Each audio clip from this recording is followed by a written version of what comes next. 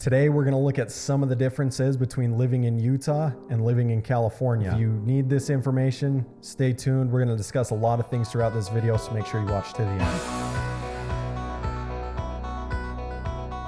Chances are, if you're watching this video, you're looking at relocating from California to Utah or vice versa, Utah to California. My name's Chris Brower, owner of Brower Real Estate Group. I've lived in Utah my entire life, up in northern Utah, and so I'm going to be sharing things from my perspective, what it's like, why I feel Utah is better than California, and I'll also share some things as to why I think California has a leg up on us. I've never lived in California, so I want to have that disclaimer right from the get-go. So if you live in California and you want to defend why California is better, feel free to leave it in the comments. We want to have an open discussion with all of this. But without further ado, I'm going to dive into my list here. Make sure you hit that subscribe button to learn about all things living in Utah. First thing I want to talk about is traffic. I think California traffic is absolutely atrocious. It drives me crazy anytime I've got to be there. Most of the time I'm driving there to be in Disneyland, but every time my family and I drive there, or I've got to fly there for a business conference and I'm taking the Uber around and everything like that, right? It drives me crazy being in that traffic. Now, Utah does have some traffic, but it's usually just during rush hour,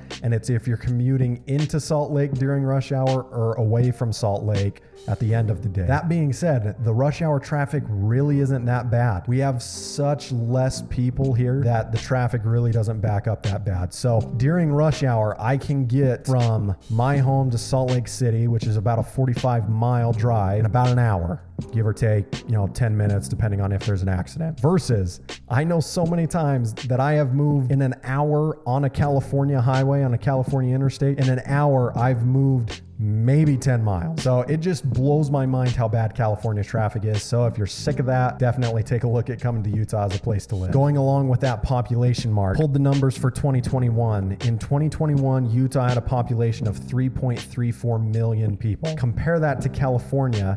California as a total has 39.6 million people, almost 10 times the amount of people as Utah. Granted, California is much, much bigger than Utah. However, we can even compare Utah to LA. So again, Utah, 3.34 million. LA alone has 3.9 million. Just the city of LA has more people than the entire state of Utah. Now, what does that mean? Less traffic, less people. It's not as crowded, not as busy. Don't feel like you're in as much of a rat race. It's a much slower pace of living in Utah, which is my personal preference, and I love it here. Now, one of the questions I get asked most often from people that are relocating from any state to inside of Utah is, what is going on with the Church of Jesus Christ of Latter-day Saints? Right? A lot of people want to know, if they come here, are they going to be hounded by the church? What's going to happen there? Are their kids going to fit in? All of those questions, right? Here's what you need to know. Right now, Utah's population is about 68% are members of the Church of Jesus Christ of Latter-day Saints, versus California has a total of 756,000 members. So 756,000 members out of their 39.6 million. So Utah is much more densely populated with members of the church. Now, that being said,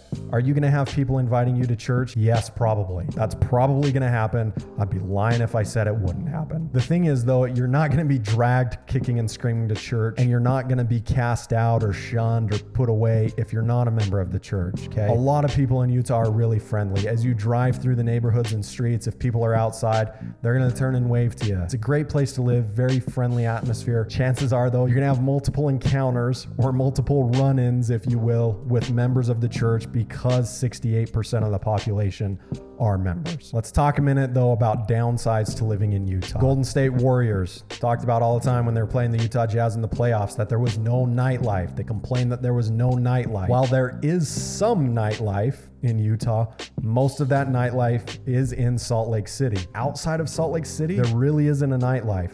Very few bars, very few, clubs or places to go party at night. If you want to do that, you've got to be in Salt Lake City. And so if you're not right downtown, there really isn't going to be a nightlife for you. You're going to have to drive into that. So if a nightlife is your thing, it may not be the best place for you to live. You may want to look elsewhere. But if you're looking for, like I said, a more slower pace of living, Utah's a great place to be. Side note on that, if you are looking as well to be able to purchase alcohol, this is kind of a funny thing in Utah, funny quirk. At grocery stores, there is very, very little alcohol at grocery stores here. There is beer, some like hard seltzers and stuff, but if you want wine or other alcoholic beverages, bourbon, whiskey, what have you, you've actually got to go to the state liquor store. There are multiple locations spread across the state, but if you want those type of alcoholic beverages, you're going to have to go to the state liquor store to purchase them. One other positive with California is Disneyland, right?